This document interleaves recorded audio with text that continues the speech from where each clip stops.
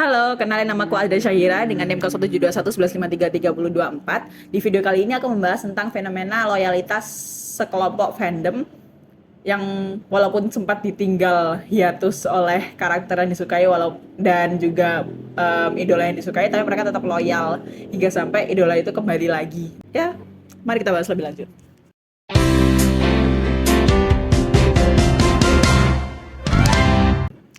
Nah, awal mula fandom sendiri itu harus dijelaskan dulu ya dari mana kata fandom. Jadi fandom ini itu berasal dari teori participatory culture milik Henry Jenkins. Henry Jenkins itu mengatakan bahwa participatory culture adalah sebuah bentuk budaya yang berkembang dari adanya kemajuan teknologi informasi dan komunikasi, di mana setiap individu dan dalam suatu masyarakat itu tidak hanya dilihat sebagai pasar atau konsumen, tetapi juga dilihat sebagai masyarakat yang berpartisipasi, menentukan media yang dikonsumsi, dan juga membuat suatu produk dari komunitas yang mereka ikut dalam mendistribusikan produk-produk tersebut.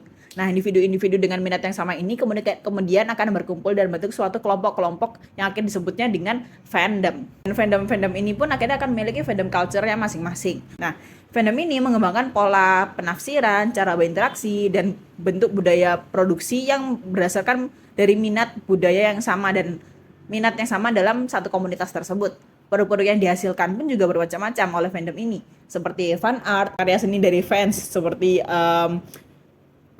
menggambar ulang idola ataupun karakter yang disukai dengan art style kita sendiri. Fanfiction yaitu membuat sebuah cerita fiksi yang menggunakan karakter dari idola maupun karakter yang mereka sukai. Dan juga ada cosplay yaitu meniru pakaian idola maupun karakter yang disukai. Jadi kalau misalnya kita melihat banyak fan art, fanfiction, cosplayer yang berkeliaran, berarti fandom itu fandom yang besar dan fandom yang masih aktif pada saat itu, seperti itu. Mereka itu menyatakan bahwa diri mereka tergabung dalam fandom itu mengacu pada mereka yang mengakui identitas umum dan budaya yang mereka miliki sama dengan penggemar yang lainnya yang juga tergabung dalam fandom yang sama. Salah satu contoh yang lagi ramai saat ini adalah dari fandom Haikyuu. Haikyuu itu merupakan serial yang memulai debut manganya di Weekly Shonen Jump pada tahun 2012, lalu memulai anime di musim pertamanya itu di tahun 2014, terus musim keduanya dan ketiganya di tahun 2016. Nah, pada tahun 2016 ini merupakan puncak di mana Haikyuu sedang jaya-jayanya dan menjadi anime yang besar banget. Semua orang pasti tahu Haikyuu walaupun dia bukan seorang penyuka anime maupun manga, tapi pasti mendengar atau pernah mendengar Haikyuu kan. Di tahun 2016 hingga tahun 2020 itu tuh masa-masa peak moment Haikyuu kan.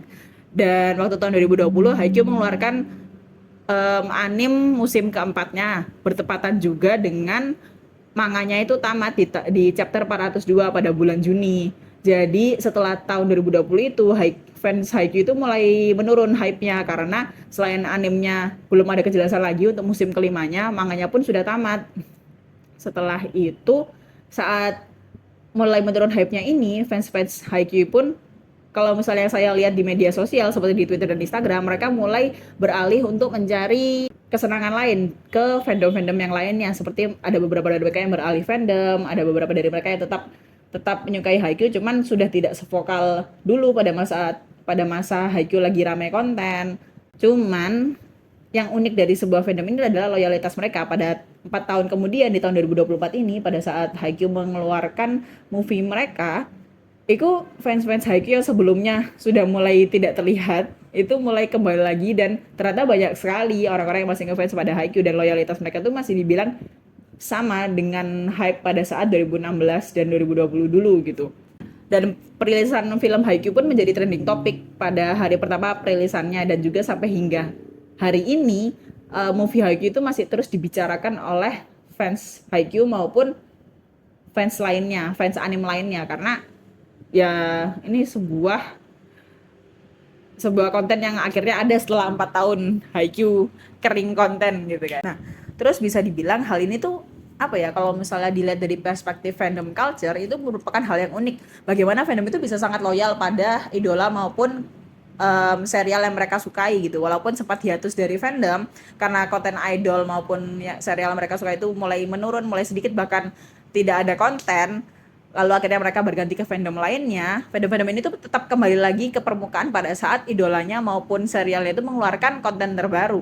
Hal yang sama itu juga sebenarnya terjadi di fandom K-pop. Kalau misalnya dari yang aku lihat, fandom-fandom K-pop ini mulai meredup ataupun berganti idola pada saat idolnya itu pergi wajib militer. Tapi setelah idolnya kembali dari wajib militer setelah 3 atau 4 tahun, itu pasti fandomnya kembali kuat lagi dan kembali nge-hype idola yang pernah mereka tunggu kembalinya dari hiatus itu. Maka di sini dapat disimpulkan bahwa fandom ini akan tetap loyal dan kuat selama mereka tetap di-provide dan diberikan konten-konten dari sang idola maupun dari serial kesukaan mereka. Di sini juga bisa kita lihat bahwa agensi maupun studio dari anime yang sebagai produsen itu melihat fandom ini sebagai pasar maupun konsumen mereka.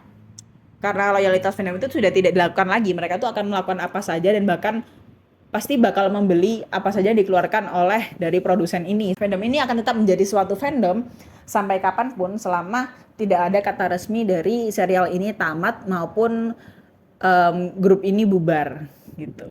Terima kasih.